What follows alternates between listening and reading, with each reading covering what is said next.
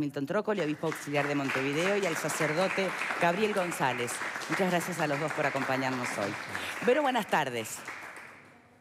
Muchas gracias, Victoria. Gracias a ti. El saludo para todos también en el estudio y en sus casas. La pregunta de hoy es: ¿crees que existen los santos? Y nos pueden hacer saber su opinión enviando un SMS al 1212 con la palabra Boca 1 por la opción sí y Boca 2 por la opción no.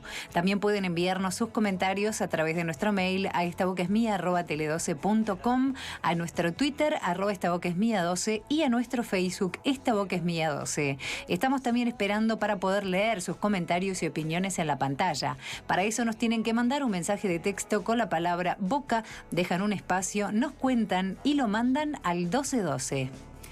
Me pregunto, en el imaginario colectivo, ¿qué se interpreta por santo? Cuando escuchan que alguien era un santo o es ratificado por la Iglesia como tal, ¿cómo imaginan que es ser santo? Una persona que por su vida y por su desempeño hacia la comunidad demostró que tiene características que merece ese nombre. No creo que sea ninguna cosa especial ni que se le pretenda mucho más.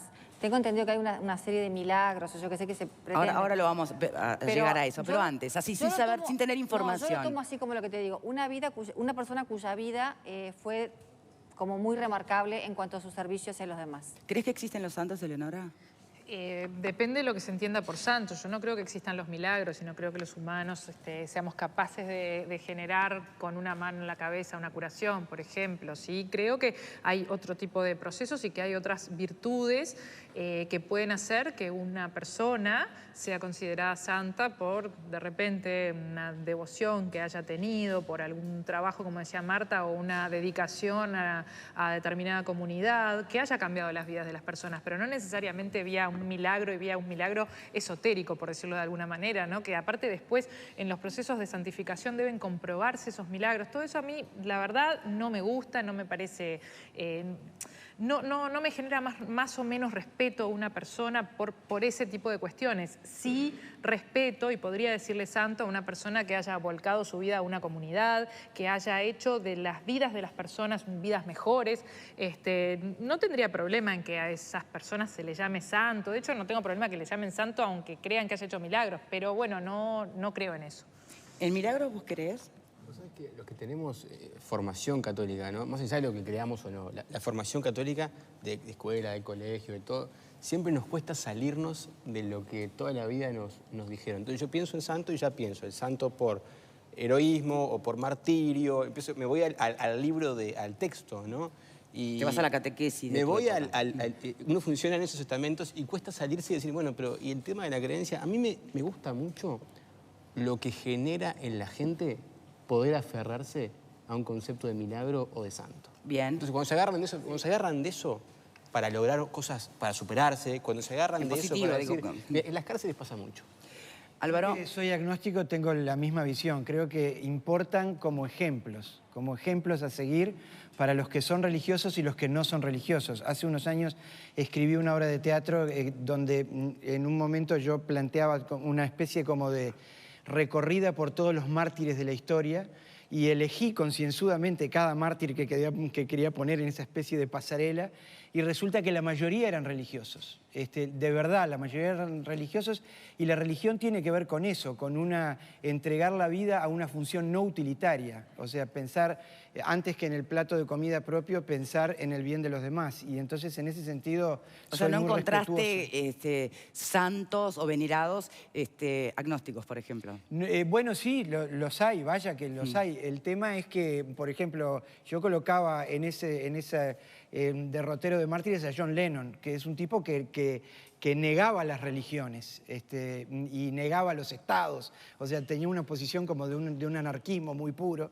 Y sin embargo, lo que une a todas estas personas, sean o no religiosas, es eso, es el no pensar para sí, sino pensar para los demás, que es lo que en el mundo de hoy está bastante fuera de moda, lamentablemente. Quien será canonizada es la Madre Teresa de Calcuta. Ya vamos a ver por qué. Una mini biografía, por favor, director.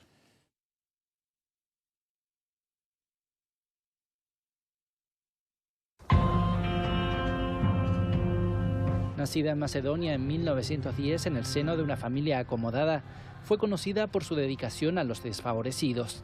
En 1950 fundó en Calcuta la Orden de las Misioneras de la Caridad para ayudar a los enfermos de lepra y que ahora cuenta con unas 4.500 religiosas que trabajan en más de 130 países. Entre los votos de la congregación, entregarse de por vida a los más pobres sin recompensa material alguna. Recibió en 1977 el Nobel de la Paz. En 1996 publicó Camino de la Sencillez, en el que recoge la doctrina que impulsó su vida. Millones la despidieron tras su muerte en Calcuta. Proclamada beata el 19 de octubre de 2003, la Madre Teresa de Calcuta se convertirá así en el primer premio Nobel que subirá a los altares. Su proclamación como santa será uno de los grandes eventos religiosos del Año Santo Extraordinario de la Misericordia.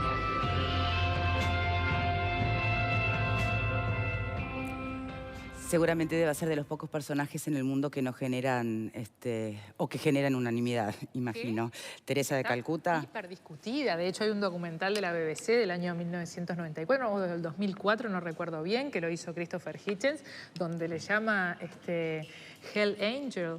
O sea, es un personaje que, por ejemplo, hoy en Europa es controversial y hay dos bibliotecas encontradas. Bueno, no tenía conocimiento que quienes pudieran criticarla habían alcanzado un nivel de Hell Angel se llama el documental, de la BBC. Bien, convengamos que se ve que no fue tenido muy en cuenta, por lo menos por la Iglesia Católica. Vamos a pedirle a Trócoli que nos explique por qué la canonización de Teresa en este momento se corresponde con este año extraordinario dedicado a la misericordia. ¿Por qué no antes? ¿Cómo son los procesos para que se pueda llegar a canonizar a una persona? Bueno, el proceso justamente es mirar el contexto de toda la vida de la persona y si vivió de un modo, se dice, heroico, la fe, la esperanza y el amor.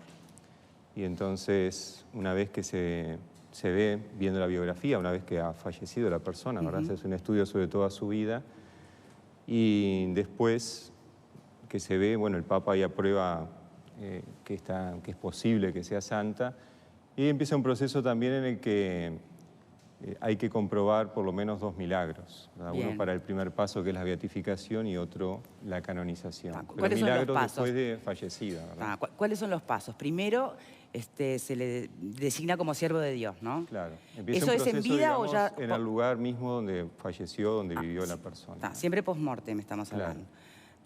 Siervo de Dios. Después vendría a ser venerable. Venerable cuando se comprueba que vivió la fe, la esperanza y la caridad de un modo heroico. Bien. Después se viene la beatificación, que requiere un milagro. Ahí está. Bien. Y la canonización, 2 milagros. ¿Cuál fue los 2 milagros que aparecen allí comprobados, o que la Iglesia Católica entiende que sí, se definen como milagros, y que llevan ahora a la canonización de Teresa? Y un primer milagro fue en 1997, poco después de haber fallecido Madre Teresa, una mujer que fue curada de cáncer, tenía un tumor en los intestinos, estaba prácticamente desahuciada y fue curada de modo milagroso, o sea, inexplicable, por lo menos para la ciencia. ¿Y el segundo y último? Y el segundo fue en el 2008, un ingeniero brasileño que también tenía varios tumores en el cerebro, 35 años de edad, hacía poco que se había casado, y bueno, estaba ya muy mal, en estado de coma. Como última instancia, aún en estado de coma, le iban a hacer una intervención para ver si podían prolongar un poquito más la vida o mejorarle la calidad de vida. Y ahí su esposa rezó y pidió a sus amigas que lo encomendaran a Madre Teresa. Y bueno, lo llevaron a la sala de operaciones. La operación se pospuso por problemas técnicos. Lo tuvieron media hora allí en la sala, el médico se retiró. Cuando volvió... ¿Con qué se encontró? Se encontró con que esta persona estaba sentada en la camilla. Asintomático totalmente. Sí, y preguntándole qué hacía ahí, ¿no? Sí, ni siquiera, claro, él tampoco había como perdido conciencia de lo que estaba haciendo sentado en esa silla. Sí, porque entró en estado de coma prácticamente. Entonces, acá para que todos podamos entender, cuando hablamos de un milagro de la Madre Teresa, lo que significa es que a través de su intercesión se da el milagro. Es decir, acá hubo que pedir o encomendarse a la propia Madre Teresa, y ahí es donde se valida, digamos, el milagro. Seguro. que sea y por una intercesión única además, ¿no? O sea, encomendaba a Madre Teresa. Y es para la Iglesia un signo, bueno, de que Madre Teresa está junto a Jesús y está ahí, también sigue rogando por todos los que seguimos peregrinando aquí, ¿verdad? ¿Cómo funciona esto para los creyentes? Se supone que uno se encomienda a Dios, a Jesús, a María y a todos los santos.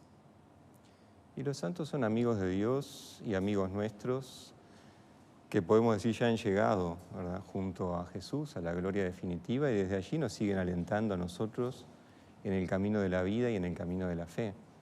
El apóstol Pablo tiene una imagen linda que es como, él presenta como un estadio, y bueno, los cristianos ahí que están, digamos, bueno, jugando, digamos, su partido, y bueno, esa hinchada son los santos, los que ya han llegado, que siguen alentándonos para que podamos llegar, ¿no?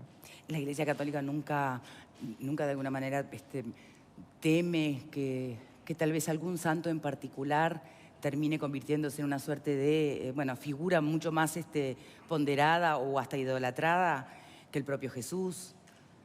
No, eso no.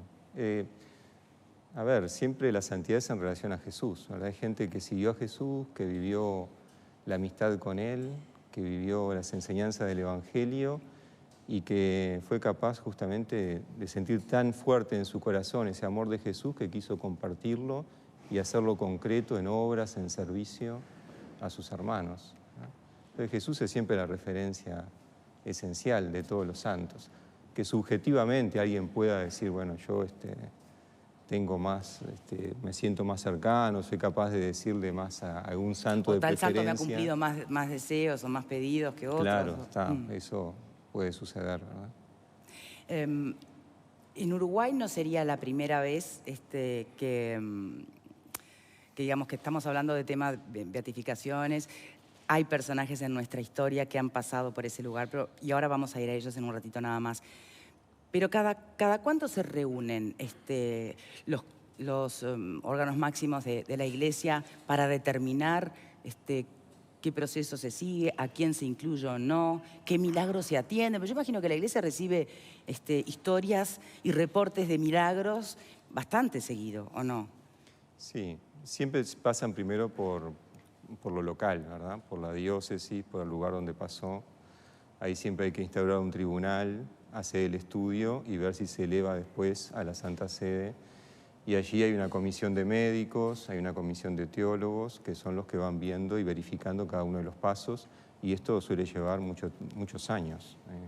En este caso, el milagro ahora que recién aprobó el Papa para la canonización de Madre Teresa fue el 2008. O sea, esto es un proceso largo donde hay que comprobar además incluso que cómo evolucionó la persona después de eso, ¿no? Que no haya sido algo pasajero, que sea algo estable, en fin. Tiene un proceso bastante largo y con muchas comprobaciones, podemos decir, ¿no? Ahí está.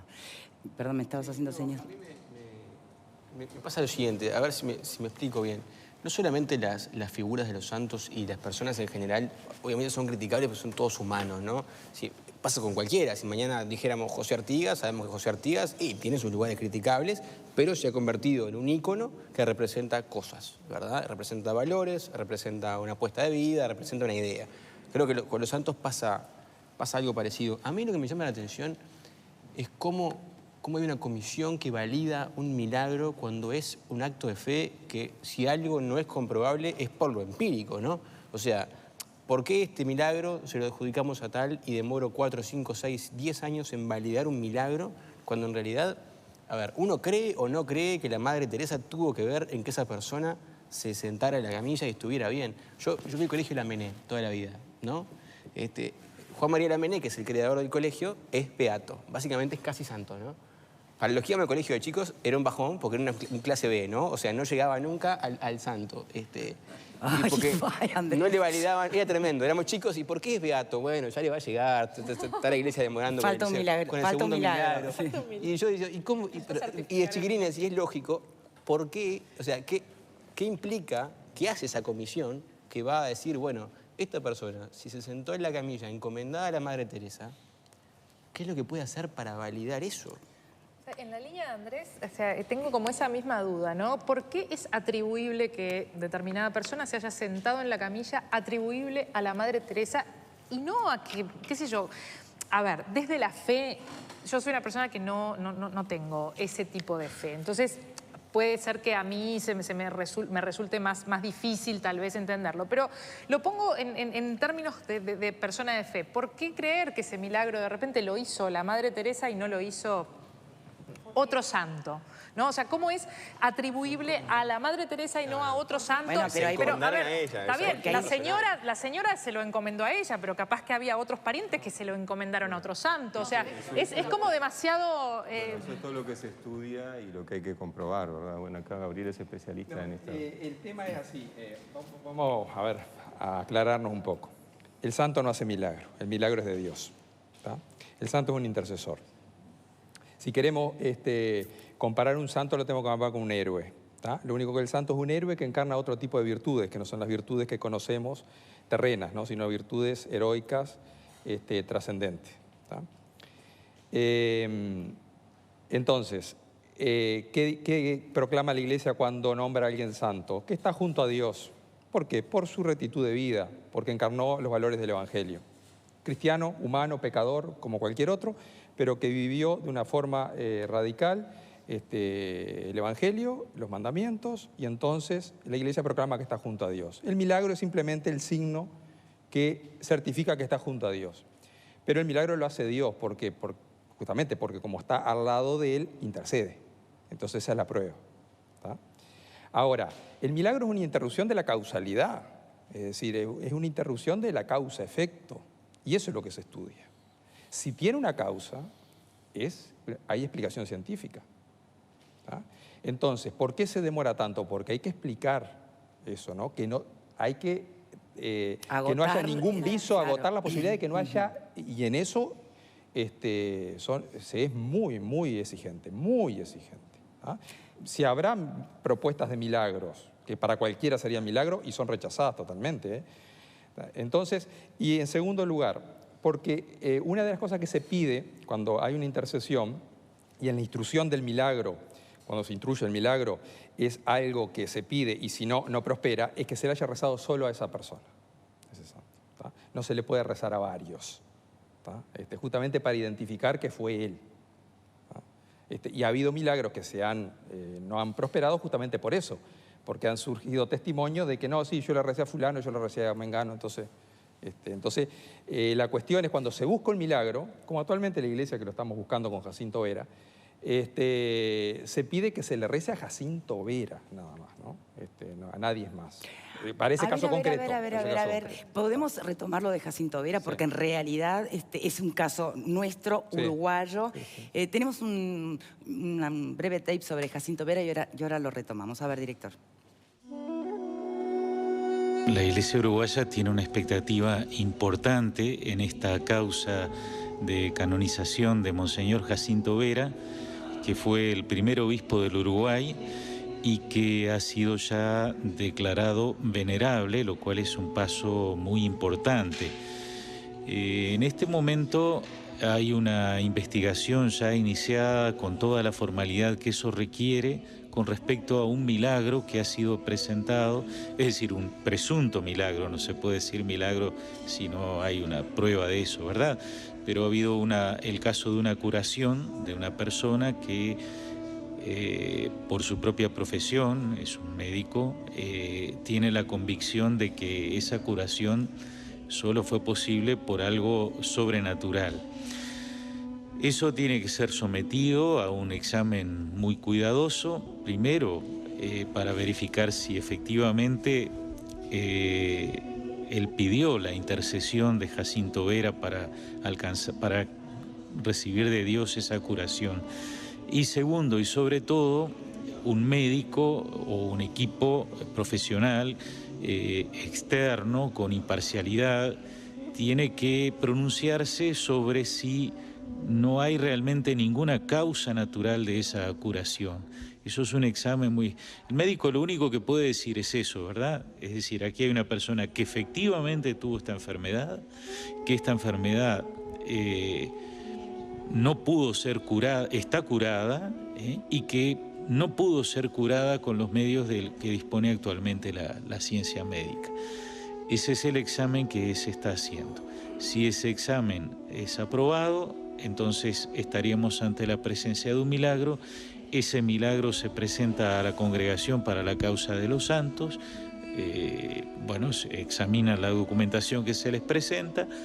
Si todo está bien, hay una aprobación y oportunamente entonces el Papa fija una fecha para la beatificación, que es el primer paso.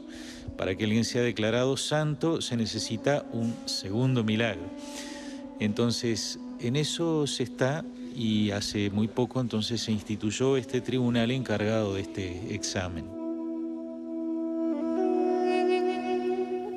¿Prosperó este primer posible o presunto milagro? No, Jacinto Vera han habido varios presuntos milagros y ninguno ha prosperado todavía. ¿Quién fue Jacinto Vera? Retomemos un poco esa parte de la Jacinto Vera fue el primer obispo del Uruguay, pero más allá de ser el primer obispo del Uruguay, fue el gran artífice o articulador de la iglesia uruguaya, podemos decir, ¿no? Le tocó vivir una época difícil, él fue vicario apostólico, antes que Uruguay fuera una diócesis, es decir, una circunscripción eclesiástica, era un vicariato. El primer vicario fue Damaso Antonio Larrañaga, ¿no? Jacinto Vera fue el cuarto. Le tocó vivir un momento muy difícil, todo el cambio cultural de 1860 a 1880, ahí fue cuando fue vicario apostólico, todo el cambio de ideas de Uruguay. Y fue el que articuló la iglesia, que le dio estructuras, se preocupó mucho por el clero, había muy poco clero, escaso y extranjero, formó muchísimos laicos, la prensa, las misiones, recorrió el Uruguay 3 veces, es decir, a caballo, o sea que fue el gran evangelizador de nuestra patria, ¿no? No quedó ningún lugar que no fuera visitado por él. Todo eso le ha valido que la Iglesia Católica llegara a nombrarlo venerable, que hasta ahí está. Claro, se comenzó el proceso en la década del 30, dentro el gran propulsor fue José Ruiz de San Martín, que fue, digamos, amigo de él, y lo veneraba, lo quería muchísimo. Y bueno, y el proceso se concluyó como tal el pasado año cuando el Papa Francisco, el 6 de mayo, lo nombró venerable. Bien. Y ahora estamos esperando el milagro para que sea beatificado. Y eventualmente, después de un segundo milagro, canonizado. Canonizado. En Uruguay hay ilustres que han sido beatificados, ¿verdad? Está la primera, la madre Francisca Ruato. Claro, pero no es uruguaya.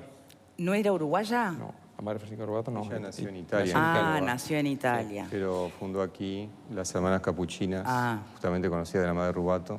¿Y las mellizas Aguiar Melía Díaz, si eran uruguayas? Sí, nacida en Uruguay, de pequeña se fueron a España, el padre era diplomático, y ahí murieron en la Guerra Civil Española, sí, mártires. Juan Pablo II las beatificó, Sí, ¿no? En el 2001. Sí. Bien. Sí. ¿Y Walter Chango? Está en proceso inicial. Digamos, lo que se llama... Toda causa comienza con un proceso diocesano, es decir, en el lugar donde vivió se comienza a juntar toda la documentación, testimonios, todo eso. Eso luego se manda a Roma y ahí comienza la fase apostólica, digamos, ¿no? Bien. Y todavía no ha llegado ahí. ¿Por qué necesitamos santos? Y los santos nos animan y nos estimulan también, creo, sobre todo en la vivencia de la caridad, del servicio, del amor. Y son para nosotros figuras luminosas, ¿verdad? Que han vivido el amor a Jesús y el servicio a los hermanos de un modo eminente. Y en general vemos en todos, con distintas características, ¿verdad? Según los siglos y el momento que les tocó vivir, que ha sido gente muy de su tiempo, que ha sabido interpretar, entender las necesidades de su tiempo y ponerse al servicio de ellas. El valor en realidad radica en su calidad humana, digamos, porque si no nos alejamos de ese llamado, de esa inspiración a una vida hacia la santidad, ¿no? Si no fueran humanos, si nacieron santos, ¿dónde está el mérito? No, y uno cuando lee la vida de los santos, ¿verdad? Generalmente gente que se ha ido haciendo, ¿verdad? O sea que fue respondiendo de tal modo a la palabra de Dios que uno los ve creciendo, ¿no? Por una pregunta que se vincula a los milagros, que de alguna manera son los mayores obstáculos, ¿no? Para llegar a una canonización. ¿Cómo se explica a creyentes y no creyentes que a veces ocurra el milagro y a veces no. Y bueno, eso es para nosotros también un misterio, ¿verdad? Entra dentro de lo que decía recién Gabriel, es Dios el que hace el milagro y bueno, los caminos de Dios. Y Dios, digo, de acuerdo a nuestra fe, Dios ha creado todo lo que existe y creó la naturaleza y lo creó con sus leyes. Tampoco es de buen legislador andar dispensando de las leyes a cada momento, ¿no? Creo que como legislador del universo y como autor del universo tampoco puede estar contrariando lo que es la naturaleza de las cosas tampoco, ¿no? Entonces son casos excepcionales. Casos excepcionales. Claro que para cualquier ser humano su dolor es el universo, ¿no? Sí, sí. Por eso preguntaba qué se le puede explicar al mundo cuando el dolor es parejo en dos madres, por ejemplo, que lamentan el inminente fallecimiento de su hijo y un milagro se cumple para un caso y para otro no. Y bueno, estamos celebrando el Viernes Santo, es la fe, ¿no? Es la prueba del dolor, ¿no? También Dios sabe cómo probar y a quién probar, ¿no? No que más que probar, lo que cada uno puede unirse a su pasión, ¿no? El grado con que cada uno puede unirse también a su sufrimiento, al sufrimiento de su pasión. Aprovechemos a hablar de eso, justamente por ser Viernes Santo, viernes que se conmemora la Pasión de Cristo. ¿Cómo se puede traducir la Pasión de Cristo para nuestra vida cotidiana? Sin duda, creo que si hay algo que aporta la Pasión de Cristo, se tenga fe o no se tenga fe, es... Bueno, fundamentalmente si se tiene fe, sí, el sentido del dolor, ¿no? Digamos, Jesucristo, el Viernes Santo, le da sentido al dolor. O sea, muchas veces creemos que el dolor tiene la última palabra, la muerte, bueno, todo es desesperación, falta de esperanza. Bueno, el Viernes Santo nos abre la posibilidad de la resurrección, ¿no? Es un dolor que tiene sentido porque sabemos que tiene un final feliz. Vale la pena pasar por la cruz, vale la pena aceptar, no desesperarnos, no perder las esperanzas, porque en definitiva eso no es lo que triunfa. ¿tá? En definitiva lo que triunfa es la vida, el amor, y eso lo celebramos luego con todo gozo el domingo. Bien, perdón, ¿querías hacer una consulta? ¿Perdón? El testimonio del perdón, digo, Jesús que muere perdonando, ¿verdad? A sus verdugos. Perdónalos, no sabe lo que hacen. Que perdona, bueno, al ladrón arrepentido, que bueno, esa misericordia que se derrama, ¿verdad? sobre todo el mundo y que trasciende la historia y sigue trascendiéndola. ¿Por qué se toma o se elige el término misericordia para definir este año tan especial? ¿Por qué se enaltece ese valor, entre otros? El Papa Francisco ha hablado muchas veces de la misericordia y creo que él ve en nuestro mundo de hoy tan tironeado a veces por situaciones de tensión, de violencia, de conflictos armados, una necesidad grande de perdón y de reconciliación, ¿no? Y de saber acercarnos unos a otros desde esta capacidad de compasión, de perdón y de saber, bueno, buscar esos caminos de entendimiento y de reconciliación. Eso es lo que está detrás del concepto de misericordia. ¿Sienten que nuestra sociedad, por ejemplo, de alguna manera ese mensaje le penetra o estamos muy cerrados? No, creo que no está tan claro. A ver, yo también tengo formación de colegio religioso. El mío era Santo Domingo. Pero más allá del chiste, a lo que voy es... la gente asocia mucho el Viernes Santo con no comer carne, pero no tanto este concepto de darle un sentido al dolor. Yo no lo vivo así, al menos. Y no veo que la gente en mi entorno lo viva de esa forma. Lo viven más que nada como una fiesta para los que son creyentes, se respeta por tradición, pero ese de darle sentido al dolor, no lo veo tan así. No lo veo que sea tan general en todos. Creo que es interesante, ¿no? Yo siempre analizo con profundo interés esto, justamente porque participamos en una sociedad que hace del hedonismo una de sus mayores, entre comillas, falsas conquistas, ¿no? Entonces, si nosotros desde los medios de comunicación estamos siempre dando imágenes de felicidad asociadas a la juventud y la salud, la belleza física, y bueno, y hay por otro lado un sistema de pensamiento que nos dice reivindicar el dolor, me parece mucho más realista dentro de su contenido subjetivo, y no comprobable científicamente. Me parece eso mucho más realista que la construcción contemporánea que hacemos de la felicidad pueril, ¿no? O sea, me parece muy interesante. Vos tenías una pregunta colgada. La carne roja a mí me parece, yo siempre lo comprendí como que si bien en su momento fue la carne roja, hoy es privarse de algo que nos duela. O sea, hoy por un día yo dejo de hacer algo que a mí me gusta hacer o que yo disfruto porque lo quiero valorar de otra forma. Creo que la carne roja fue eso en su momento y se reprodujo textual hasta ahora, pero creo que en el fondo es eso. Hoy estamos en un mundo donde las iglesias protestantes crecen en fieles y un gran estandarte que tienen es negar los santos, en buena medida muchas de ellas. Negar la existencia de que hay personas que tienen un valor, comillas, más grande que otras, que todos somos, y lo digo porque lo veo a diario.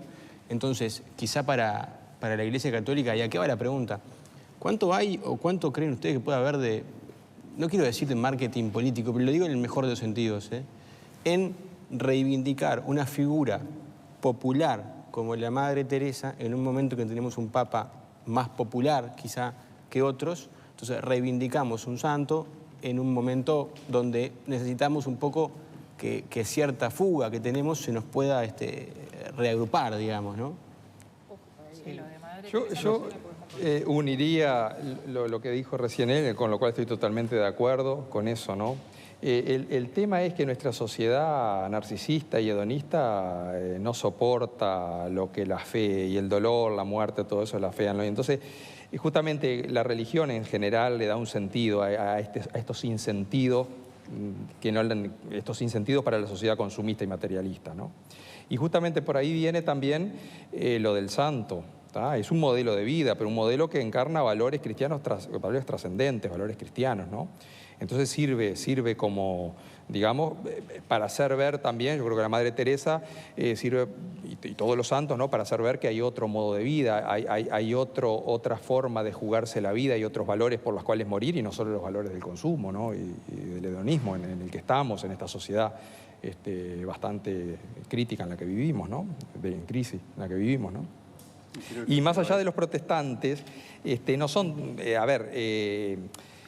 la cuestión no viene, el reconocimiento no de los santos, los protestantes viene por el tema de no adorar las imágenes y esas cuestiones, ¿no? La idolatría siempre es una tentación en todo, ¿no? Yo creo que la Iglesia Católica en eso siempre ha sido muy equilibrada quizás la gente a veces se pueda desviar, pero la Iglesia no, sabe bien concreto, es Dios al que hay que adorar, el santo es un intermediario al que se venera y nada más. La gente a veces adora a los santos, bueno, es una desviación. Hay ejemplos claros. Trócoli, en Uruguay, perdón, ¿quería decir algo? No, que en el contexto de este año de la misericordia, creo que el Papa quiere poner justamente un modelo, un ejemplo de alguien que vivió las obras de misericordia, ¿no? Dar de comer al hambriento, dar de beber al sediento, cuidar al enfermo. O sea, alguien que dedicó su vida en este sentido, ¿no? Eleonora mencionaba en el arranque del bloque detractores de la Madre Teresa. ¿Qué valor le da la Iglesia a las críticas a la Madre Teresa? Y bueno, todo se tiene en cuenta a la hora de pensar en una posible canonización, una posible beatificación, ¿verdad?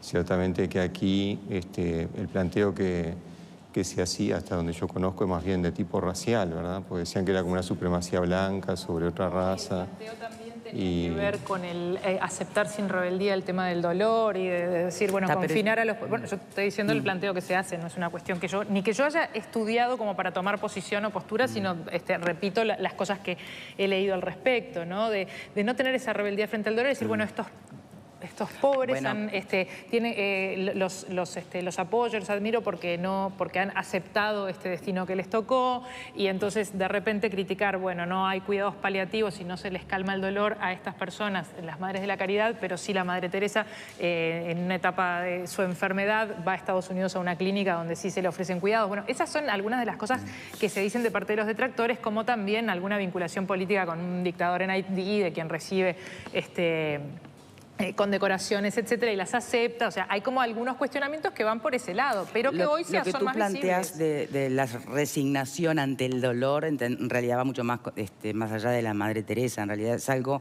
que tal vez Claro, detractores pero en este de la caso Iglesia Católica o de la religión en general han sostenido siempre, ¿no? La religión como el opio de los pueblos, como esa manera de mantener entregados al dolor por sumisión o por fe religiosa y no rebelarse. No, ya nomás en la India, imagínate, ¿no? Claro, también hay que entender el contexto, ¿verdad? De la India, con el sistema de castas, donde, bueno, los llamados los intocables, ¿verdad? Que fue a lo que se dedicó la Madre Teresa, es lo más que podía hacer. A veces recibirlos, por lo menos en los primeros tiempos, ¿no?